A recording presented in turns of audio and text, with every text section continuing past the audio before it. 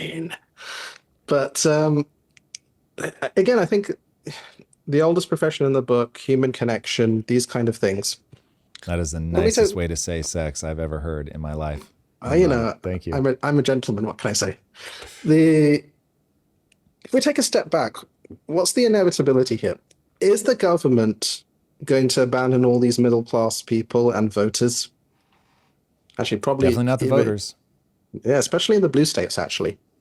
Blue states will probably be impacted more than red states for various reasons, if you look at the Hmm. demographics. They're not going to, are they? So, what you have is you just need to do your classical analysis of what does that person do when they lose their job? And they've still got dollars, they've still got savings. People will be looking for retraining, they'll be looking for meaning. Religion is going to go crazy and boom. You know, these kind of things are things that are almost inevitabilities because they'll still have purchasing power to a degree. On the other side, you have like two economies, right? You have your AI economy and your human economy. The AI is providing increasingly customized services and getting a lot of the cognitive surplus, etc. But a lot of things you can't substitute for a human for at least another 10 years. And the reason for that is just we can't build enough robots, honestly. Like, I think robots in a few years will be able to do just about everything a human can do, apart from the very soft skills, although the Japanese are going very aggressively on that. But you just can't build enough of them. That's literally the only thing holding it back. Because if you look at what Elon Musk says about Optimus and you work out the math, an Optimus robot will be a buck 50 an hour.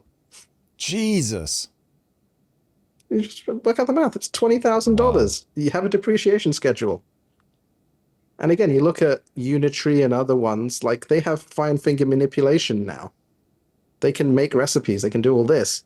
They'll have skin suits, etc. But again, human connection, retraining, attention is the thing that doesn't become scarce. This is the really interesting thing. Do you think video games are going to go down or up over the next few years? They're Hmm. going to go up because, again, there's only a finite amount of human attention. And as people get more free time, they'll want to absorb that attention even more. So the new media space is going to go crazy. Digital assets, I think the US has gone too far on legalizing them now in some ways when I look at the legislation that's coming out. Hmm. Like I said, AI would be the biggest bubble ever. The digital asset bubble is going to exceed that by far. You'll be able to buy any cryptocurrency ICO from your smartphone using Apple Pay on Stripe next year. So what are they going to do? There will be some really interesting classical stuff, and our foundation coin that we're building is the better Bitcoin that helps cure cancer is going to be probably at the top, he says. But there will be so many of these crazy Dogecoin, Fartcoin type things, celebrity coins. Those never took off. NFTs, because they're scarce forms of capital. And again, people have a certain amount of attention and they'll be looking for the casino. Like you look at Kalshi and Polymarket, they've legalized those now. What are those? They're Hmm. betting. Yeah. Straight gambling. So is the stock market, in my opinion. But Stock market, yeah. But at least they had an excuse, whereas Kalshi and Polymarket are yeah, straight betting. it is gambling with a better cover story. Yes. But a year ago, that was completely illegal, and now it's legal. So I think if you look at it, there's the soft human aspect, there's the repurposing of all these people, and then attention is the key thing. How can you capture people's attention that they'll pay for? Because there'll be a lot more of it, because they won't have jobs and other things kind of coming forward. And so we're going to see some booms like we've never seen before. And I think media is going to be ultra interesting in that aspect. Um, Plus, like I said, I was really shocked by the US government on digital assets. Like I get they want to get money moving, but I can't see how next year the digital asset boom will completely outstrip everything.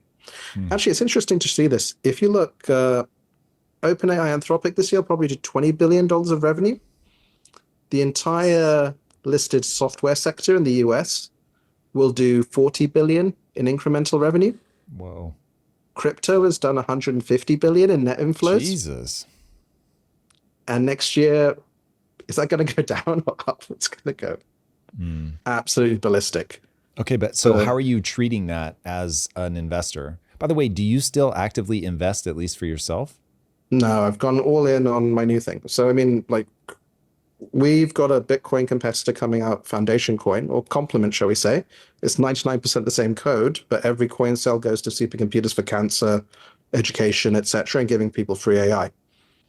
And then we're going to put computers in every country, computers for all the sectors, and you can direct the compute of the network to organizing our knowledge, so benefit.